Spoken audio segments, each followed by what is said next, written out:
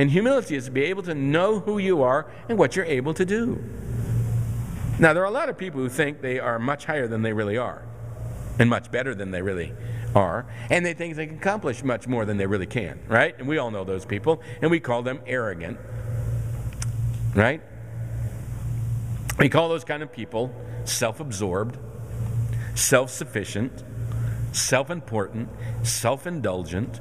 It's all about them, isn't it?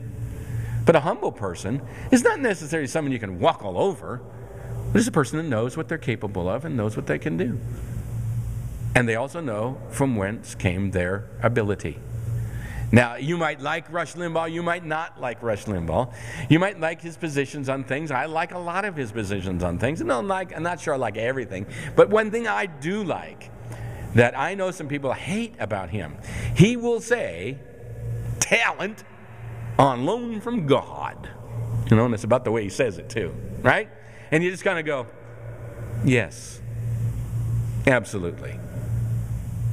But that is not the way those who lack humility act. They act like they are something themselves. If you're going to be content, you've got to get out of your pride and say, who am I really? What have I called to do? What are my abilities? What have you gifted me with, Lord? And submit to that and enjoy that. And be satisfied with it. You know? Be satisfied with that. This is what God has given me. Whatever your hand finds to do, do with all your might, is what the Bible says. Right? And whatever you do, do it as unto the Lord. So whenever you work at a theater, work at a school, work at a mortgage company, wherever you're working, your boss is the Lord. That keeps you humble. It's not about you, it's about Him. It's interesting that David would say he's not proud. A lot of people have a real problem with pride today. In fact, we don't even know what it is to be proud anymore in this country. We have such pride. One person talked about the issue of our children and what they're like. Our test scores are lower than ever in the world in mathematics and science and some other things. We are rated way down in developing nations. But you know what we're number one at? Self-esteem. Well, you know what that really means? Our kids feel good about themselves for no good reason. They just think they're something. Our teenagers think their opinions are worth equal to your opinions. Are they? No, they're not. I had a lady one time come to me and talk to me about spiritual things. She hadn't been saved very long. She absolutely knew nothing. And she said to me, as her pastor, she said, well, my opinion's equal to your opinion. And I said, no. No, it's not. And it's not because you don't know anything. You don't know what the Bible says. You don't know what it means. You've not walked with the Lord.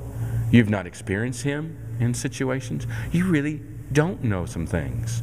You have opinions, but they are not as great as a value.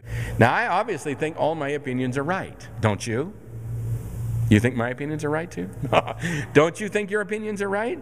Nobody walks around saying, this is my opinion. Of course, I think it's wrong, but it's my opinion. Nobody really does that. All of us think our opinions are right. The humble person, however, says, I have an opinion about everything, but I might be wrong. So I'm willing to listen. I'm willing to talk. Charlie Brown's Linus tells Charlie Brown in a little little cartoon. You know, I love Charlie Brown cartoons. The little one says, Linus says to Charlie Brown, oh yeah? Well, I'm twice as humble as you. Oh, great. Somehow they haven't quite got it. There's even pride in trying to be humble. And you have to be really careful about pride. But Paul said, my heart is not proud, O Lord. My eyes are not haughty. Well, to get to that place, one person said it like this, you will find quietness and calmness of soul.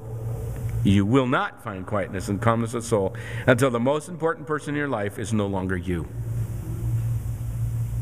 You are never going to be humble when it's all about you. Where's my stuff? Where are my things? Why is life about us?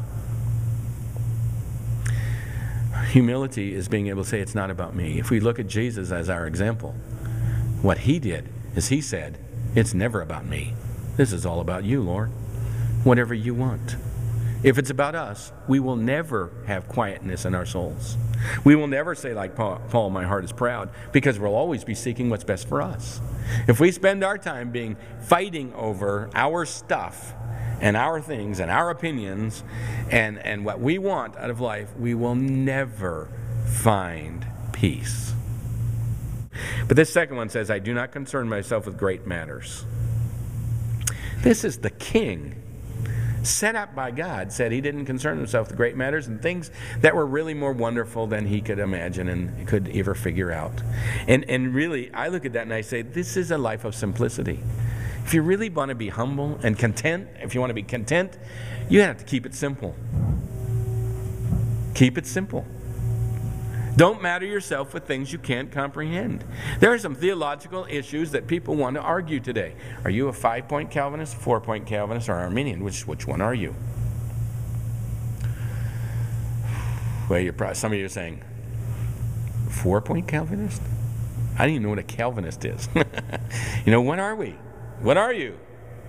See, they concern themselves with issues they cannot answer. I used to argue that stuff. I can tell you all the positions. I don't care. Why? Because it really doesn't matter. They will never solve that question. Did God choose you or did you choose him? Which came first? Well, let's argue about the chicken and the egg. Which comes first? You're not going to solve some problems. And I've decided a long time ago, these are matters beyond me and beyond anyone. There comes a place where we have to say, God is God and he's in charge, and it's okay. You will never be simple until you decide, like one person said, it was a t-shirt a guy was wearing, and the t-shirt said, there are 2 unchangeable truths. Number 1, there is a God. Number 2, you're not him. You see, we matter on too big of things. Think about too great of things because we think too much of ourselves. We are not God. It's time just to trust him. Anselm was a great, great man of God. Back in about the 11th century, he was a monk. And Anselm had some deep thoughts about God. Here's what he said. Now, this is a little difficult, so listen real close, okay? I do not seek, O Lord, to penetrate thy depths. I do not seek to understand everything about you. I by no means think my intellect equal to them. I'm just not smart enough. But I long to understand in some degree thy truth, which my heart believes and loves. I want to understand. I love it. And I believe it. But I can't comprehend it.